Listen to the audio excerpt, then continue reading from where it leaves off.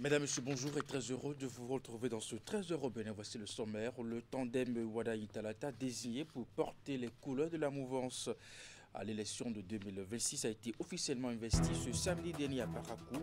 Les militants des 4 principales formations politiques qui soutiennent cette candidature massivement effectuent le déplacement pour être les témoins privilégiés de cet événement. L'un des temps forts de cet événement, c'est le discours prononcé par les 4 chefs de partis politiques de la mouvance. Nous y reviendrons dans un instant. Ensuite, de nombreuses personnes, notamment les femmes, utilisent des produits cosmétiques pour embellir, modifier ou transformer l'apparence de visage. C'est un exercice devenu presque quotidien. Du maquillage aux soins de la peau, le make-up révèle l'apparence. Derrière cette action se cachent des prix que l'on n'aurait pas imaginés et c'est ce que nous verrons dans un instant. Et pour finir, l'Organisation ouest-africaine de la santé revient au Bénin avec sa traditionnelle campagne transfrontalière sur la promotion de la planification familiale et la prévention du VIH-Sida. Cette année, l'État béninois et l'institution spécialisée de la CEDEAO ont choisi la frontière bénino-togolaise pour cette initiative. Bien entendu, l'objectif vise à renforcer la disponibilité et l'accès des populations frontalières aux soins de santé. Et voilà pour vous le sommaire de cette édition. À nouveau bonjour et bienvenue si vous nous rejoignez.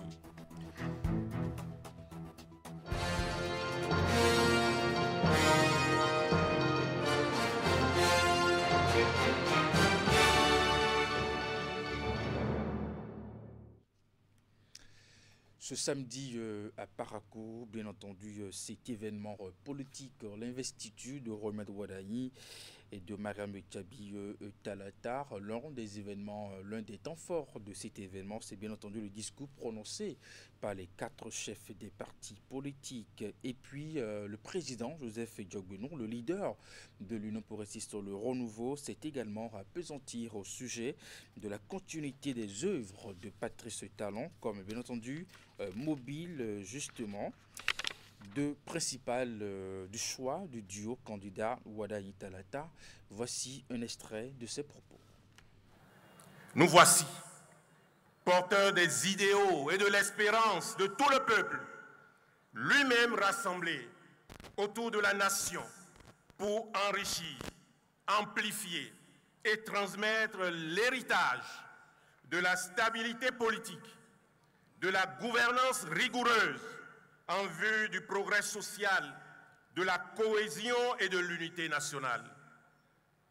Chers camarades, membres de l'Union progressiste Le Renouveau, la désignation par les hautes instances de notre parti, en lien avec celle des autres partis de la majorité présidentielle, de M. Romuald Wadayi, ministre d'État, en charge de l'économie et des finances, comme candidat à la présidence de la République, et de Mme Mariam Tchabi Talata, épouse Zimé Yerima, candidate à la vice-présidence de la République, en vue de l'élection présidentielle de l'année 2026, se veut être le choix de la continuité dans le progrès et celui de l'avenir, dans la fidélité à notre histoire et à nos idéaux. Et puis un autre discours qui a retenu l'attention, ce n'est plus un scoop. Wadayi et Talata ont été investis ce samedi dans la commune de Parakou, duo candidat de la mouvance présidentielle. Cet événement majeur qui s'inscrit dans le cadre de la compétition électorale a été ponctué justement de la succession au pupitre des dirigeants des grandes formations politiques de la mouvance.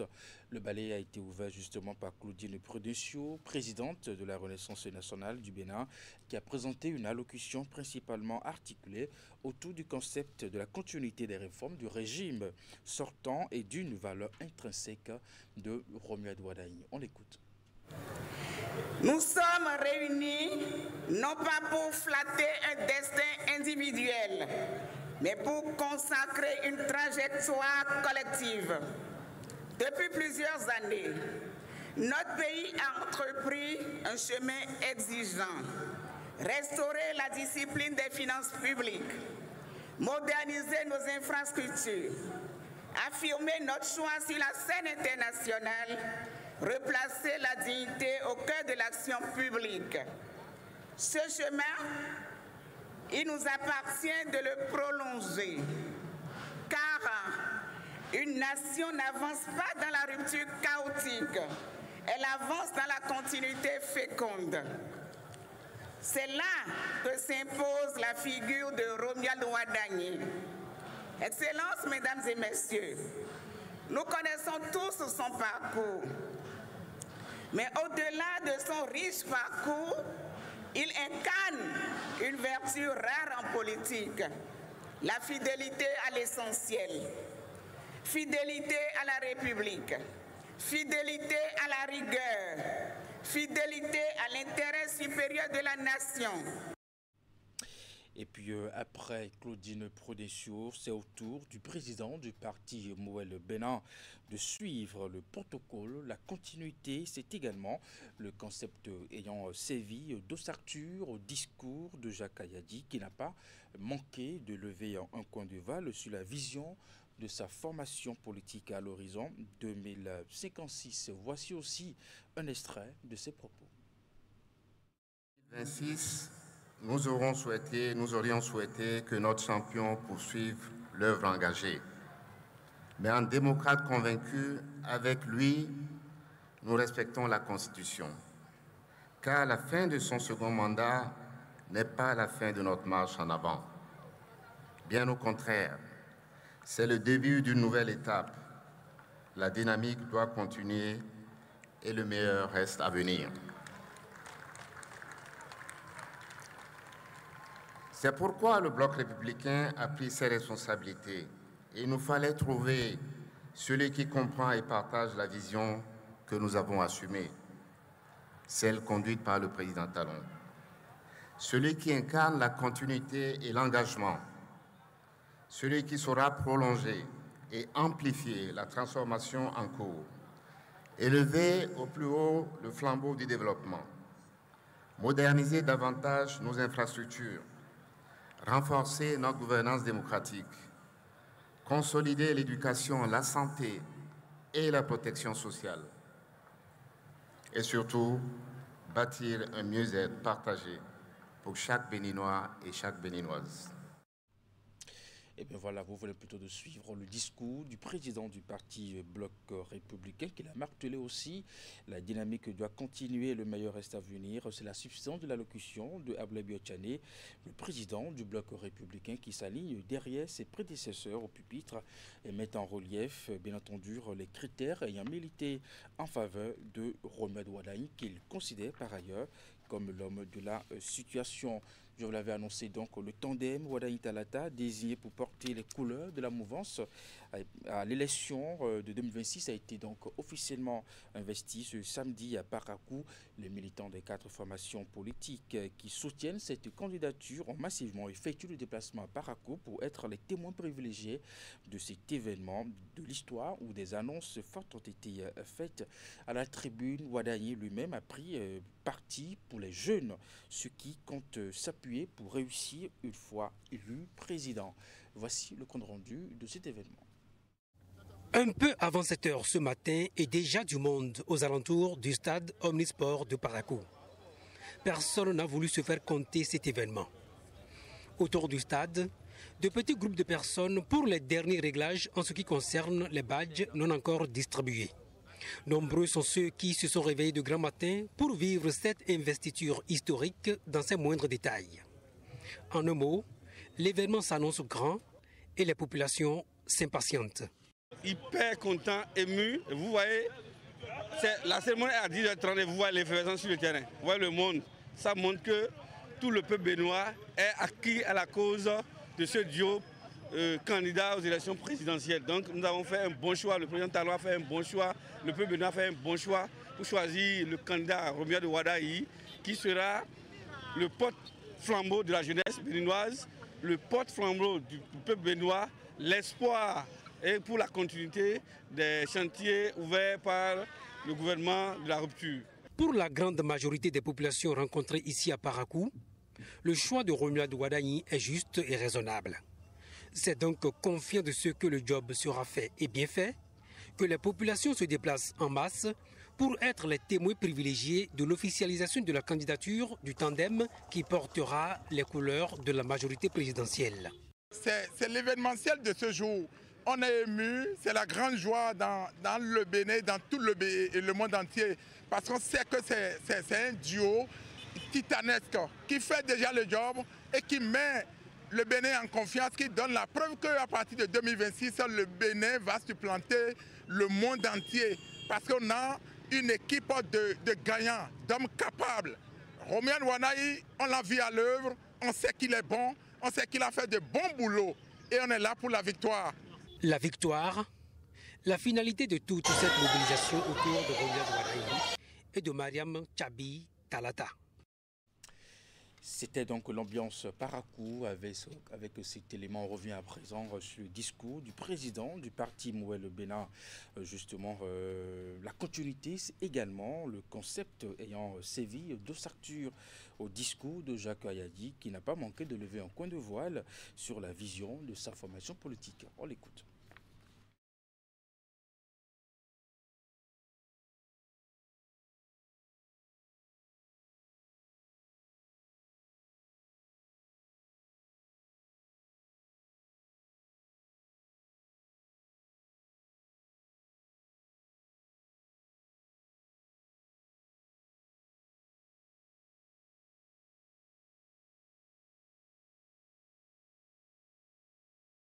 Déjà, dès octobre 2022, l'offre de législature de Mouel Bénin pour les élections législatives de janvier 2023 annonçait dans sa grande ligne, de façon claire et sans embâche, le Bénin dont nous rêvons pour nos concitoyennes et nos concitoyens, un Bénin debout, fier, inclusif et prospère, où ses filles et ses fils résolument en marche et dans la vérité travaillent pour la patrie. C'est d'ailleurs pourquoi, après avoir posé le diagnostic et projeté notre pays sur les 30 prochaines années, le congrès ordinaire de notre parti, réuni les 2 et 3 septembre 2023, a retenu à l'issue de ces travaux que le choix du président du Bénin à partir de 2026, c'est-à-dire de celle ou de celui qui sera le mieux en capacité d'amplifier les progrès enregistrés depuis l'avènement au pouvoir du président Patrice Talon, d'assurer la sécurité de chaque Béninoise et de chaque Béninois face aux menaces mystiformes qui guettent notre pays, de mieux le représenter dans le monde et d'orienter sa politique intérieure et extérieure, doit porter sur une femme ou un homme de consensus.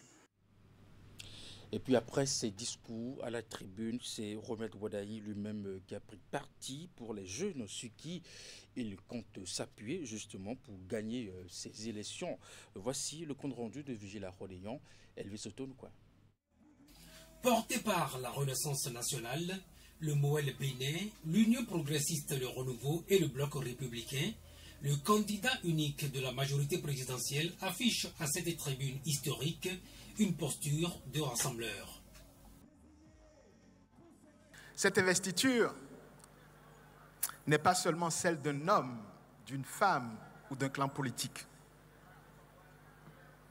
Elle est un moment qui appartient à toute la nation béninoise. Aujourd'hui, nous célébrons l'unité, l'engagement et l'espérance de tout un peuple. Très attendu sur son programme, Romuald Wadayi n'en dira pourtant pas grand-chose aujourd'hui. Je suis ici pour partager avec vous deux convictions fortes. La première, c'est que la vision demeure claire et que les défis auxquels nous aurons à faire face les années à venir, ces défis sont connus. Le chemin est certes long, mais les étapes les plus difficiles ont été déjà franchies ces 9 dernières années. Le ton est donc donné. le renforcement des institutions, l'assainissement des finances publiques et les transformations profondes en cours dans le pays depuis 2016 vont bel et bien se poursuivre avec Romuald Wadayi, qui voudrait bien compter sur la jeunesse pour réussir la mission. J'ai la conviction forte que chaque jeune béninois porte en lui un immense potentiel que nous n'avons pas encore fini de réveiller et de révéler.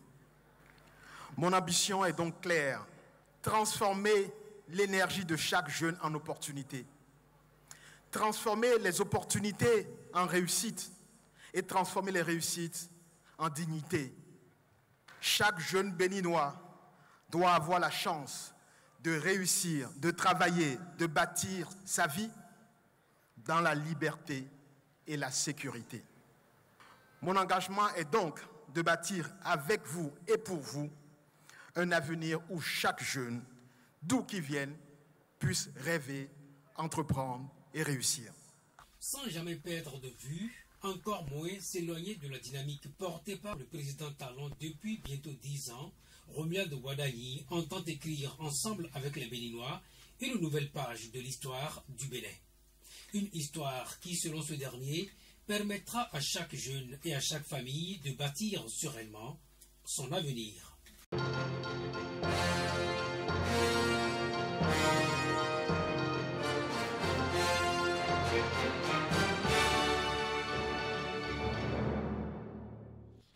Dans la suite de cette édition, le make-up, mot anglais pour désigner l'utilisation de produits cosmétiques pour embellir, modifier ou transformer l'apparence du visage, entre dans le quotidien de nombreuses personnes, notamment les femmes. Ces dernières années, il est surtout utilisé par la gente féminine. Du maquillage aux soins de la peau, le make-up révèle l'apparence. Derrière cette action se cachent des prix que l'on n'aurait pas imaginé. Orencia Adaou, Florence Bossard nous en parle à travers ce reportage. Art ancestral consistant à décorer et embellir, dissimuler les défauts et mettre en valeur les qualités esthétiques du visage. Le make-up fait notamment le bonheur de nombreuses femmes au Bénin. Si pour certaines, c'est un impératif à toute occasion de sortie, pour d'autres, le make-up se limite au cadre professionnel. D'autres encore n'en font pas du tout leur tasse de thé. Alors c'est vrai que moi je ne fais pas tout le temps le maquillage, voilà. Mais le boulot oblige, du coup quand on est là, on se fait maquiller. Moi généralement j'aime pas le make-up, mais j'aime le simple maquillage. De nature j'aime pas tout ce qui va m'indisposer, donc maquillage, est-ce que je ne fais pas? Je fais, mais de façon sobre. Pour la professionnelle, il existe plusieurs types de make-up. Nous avons 3 types de maquillage. Nous avons le maquillage du jour, et le maquillage de nuit et le maquillage artistique, encore appelé le maquillage de transformation, utilisé par les acteurs cinématographiques. Et pour se faire sublimer, il faut bien mettre la main au sac à main. Le coût du make-up varie en fonction des besoins exprimés et des événements. On peut faire un maquillage, une mise en beauté simple, avec 2000 francs CFA. C'est possible. Et pour quelqu'un qui veut faire une sortie le soir, peut-être pour aller à une soirée, on peut prendre 5000. Pour un maquillage de nuit, et communément chez nous, c'est quand nous avons les cérémonies de dot, de mariage civil et tout. Les prix varient, ça varie par rapport à ce que la cliente veut. Pas ça, il y a le déplacement aussi qui compte. Donc on peut dire pour un maquillage de dot, si la personne a peut-être 3 sorties à faire, avec des foulards. Si la distance n'est pas trop loin, on peut prendre jusqu'à 50, 80, 100, ça dépend. À noter que le make-up n'est pas qu'une affaire de femmes, c'est presque le quotidien de certains hommes, notamment des présentateurs télé. Je me sens si belle. En santé, à présent, l'Organisation ouest-africaine de la santé revient au Bénin avec sa traditionnelle campagne transfrontalière sur la promotion de la planification familiale et la prévention du VIH-Sida. Cette année, l'État béninois et l'institution spécialisée de la CEDEAO ont choisi la frontière bénino-togolaise pour cette action, une initiative qui vise à renforcer la disponibilité et l'accès des populations frontalières aux soins de santé. La campagne a été officiellement lancée, bien entendu. On va faire le point avec Narcisse Alossé. 2 ans après sa dernière croisade contre les pathologies ici, l'Organisation ouest-africaine de la santé revient à Ila-Kondi avec son appel au devoir communautaire. Il s'agit de sa traditionnelle campagne transfrontalière au profit des populations du Bénin et du Togo. En effet, chaque jour, des milliers de personnes franchissent les frontières pour travailler, acheter, vendre, accéder à des services ou simplement échanger avec leurs voisins. Sur les frontières de la CEDEAO, on dénombre aujourd'hui une multitude de personnes résidant dans un pays et travaillant quotidiennement de l'autre côté de la frontière. Un phénomène qui, en croit les autorités, a fait émerger des défis et autres enjeux frontaliers, d'où cette campagne. Elle est le symbole d'une Afrique de l'Ouest qui refuse de laisser les frontières constituer une barrière à la santé et au bien-être de nos populations. Autour de cette campagne, 2 thématiques, la planification familiale et la prévention du VIH-Sida.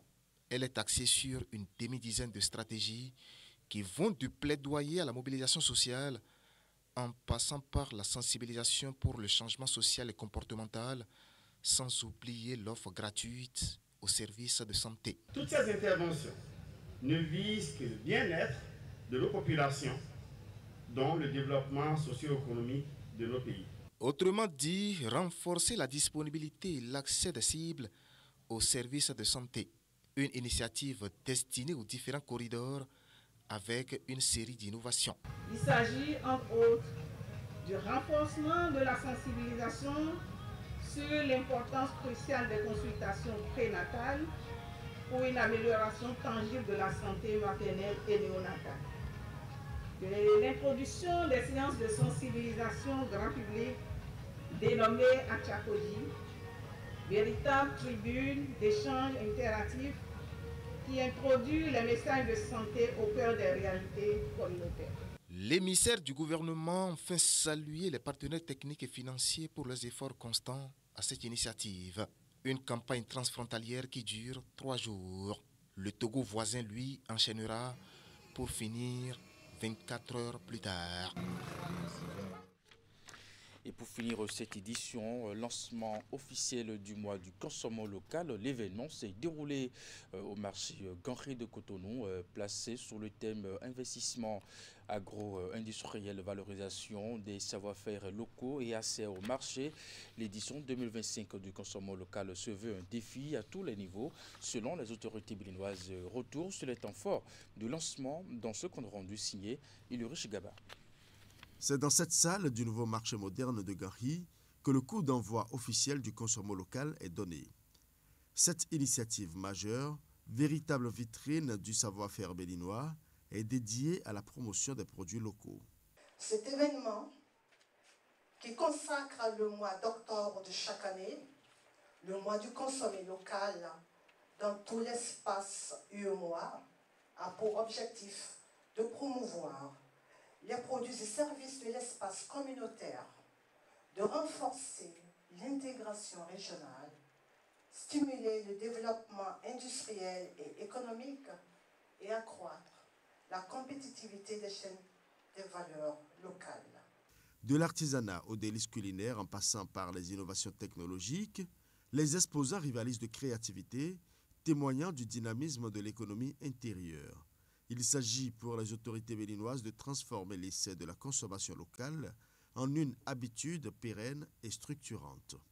La présente édition se célèbre dans un contexte particulier de mise en service de nos infrastructures marchandes, nos marchés modernes qui doivent désormais offrir plus de visibilité à nos produits locaux.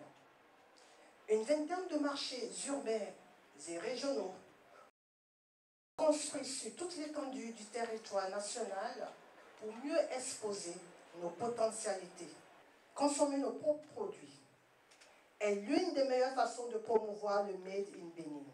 Plus qu'une simple foire, le consommant local s'impose comme un laboratoire d'échange et une plateforme essentielle pour que les producteurs puissent dépasser les frontières et consolider leur place sur le marché national. Le pari est donc pris, faire des produits locaux, la fierté et le moteur de la croissance économique. Plusieurs activités sont à l'affiche de ce mois du consommation local. Et bien voilà, mesdames et messieurs, c'est la fin de cette édition. Merci de nous avoir suivis et toutes nos excuses pour la qualité des éléments. À 16h, c'est votre bulletin d'information. 19h30, la grande édition de l'information. Juste après votre émission, l'info continue avec Wahab Ali. Portez-vous bien et à très bientôt.